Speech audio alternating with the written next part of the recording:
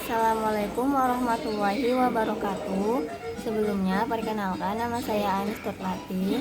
Saya dari PIAU 3 semester 4 ingin mempresentasikan hasil makalah saya dengan mata kuliah pengenalan matematika dan sains. Nah, di sini dengan judul makalah saya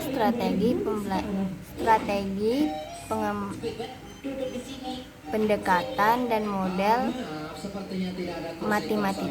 pembelajaran matematika dan sains. Yang pertama itu saya akan menjelaskan tentang strategi pembelajaran matematika dan sains. Pembelajaran di sekolah terdiri atas beberapa ilmu pendidikan, salah satunya adalah matematika. Matematika merupakan pembelajaran yang penting karena berguna bagi kehidupan sehari-hari. Matematika mengajarkan siswa untuk berpikir sistematis, logis, dan abstrak. Matematika akan menjadikan siswa berlatih menyelesaikan sesuatu sesuai dengan urutan, tahapan, dan langkah-langkah suatu penyelesaian. Selain itu, dengan belajar matematika, maka siswa akan berlatih menyelesaikan masalah sesuai dengan kemampuan penalarannya. Berdasarkan observasi awal yang dilakukan peneliti, kondisi siswa yang kurang guru matematika mengajar dengan menggunakan metode ceramah. Metode ceramah yaitu metode belajar yang digunakan untuk menyampaikan pelajaran yang sesuai dengan tujuan pembelajaran, sedangkan penerapan metode ceramah hanya terpusat pada guru sehingga siswa cenderung pasif dan sulit untuk mengembangkan potensi yang ada dalam dirinya. Yang kedua, ada pendekatan pembelajaran matematika dan sains. Perkembangan zaman yang global saat ini ditandai dengan perkembangan ilmu pengetahuan dan teknologi memberi dampak yang positif bagi manusia dan lingkungannya, seperti peningkatan kualitas hidup manusia. Di samping itu memiliki dampak negatif seperti krisis moral, turunnya nilai-nilai kemanusiaan, pengembangan serta alih pengetahuan dan nilai-nilai yang berlaku dalam kehidupan manusia terjadi melalui pendidikan. Pendidikan saat ini lebih menekankan kepada siswa sebagai pusat pembelajaran. Siswa dituntut untuk aktif, kreatif, dan inovatif dalam memecahkan masalah-masalah kehidupan, termasuk di dalam pembelajaran matematika. Pembelajaran matematika di kelas secara signifikan akan mempengaruhi sifat dan tingkat pembelajaran siswa. Pandangan ini didasarkan dari pendapat James Hibbert dan Douglas A. Gross bahwa dari data yang dikumpulkan dan dianalisis, ternyata guru yang berbeda akan menghasilkan tingkat pencapaian hasil belajar siswa yang berbeda pula.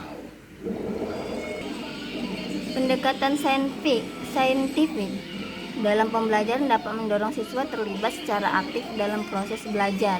Pendekatan saintifik dalam pembelajaran memiliki komponen proses pembelajaran antara lain mengamati, menanya, mencoba, mengumpulkan informasi, menalar asosiasi, membentuk jejaring, atau melakukan komunikasi. Lalu model pembelajaran matematika dan sains. Pesatnya perkembangan ilmu pengetahuan alam dan teknologi dalam berbagai bidang kehidupan di masyarakat, terutama teknologi informasi dan komunikasi, menuntut warga masyarakat mempunyai kemampuan berpikir kritis, peduli terhadap lingkungan hidup,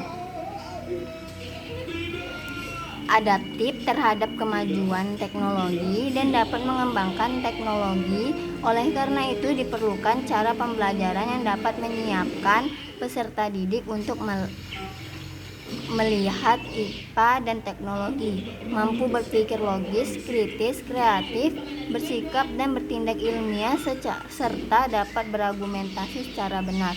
Proses pembelajaran IPA perlu menekankan pada pemberian pengalaman langsung untuk mengembangkan kompetensi agar menjelajahi dan memahami alam sekitar secara ilmiah.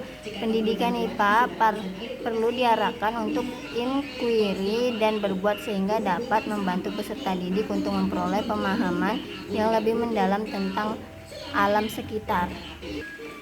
secara detail indikator-indikator dalam keterampilan proses sains menurut Tawil Liasari adalah sebagai berikut. Yang pertama itu mengamati atau observasi, yang kedua itu mengelompokkan atau klasifikasi, yang ketiga menafsirkan atau interpretasi, yang keempat itu meramalkan dan prediksi. Lalu yang kelima melakukan komunikasi. Keenam itu mengajukan pertanyaan. Yang ketujuh mengajukan hipotesis. Yang kedelapan merencanakan percobaan atau penyelidikan. Yang kesembilan menggunakan alat atau bahan atau sumber. Yang kesepuluh itu menerapkan konsep. Baiklah, mungkin itu saja yang bisa saya sampaikan. Lebih dan kurangnya saya mohon maaf, dan kepada Allah saya mohon ampun. Untuk itu saya akhiri dengan wabillahi taufik walhidayah. Assalamualaikum warahmatullahi wabarakatuh.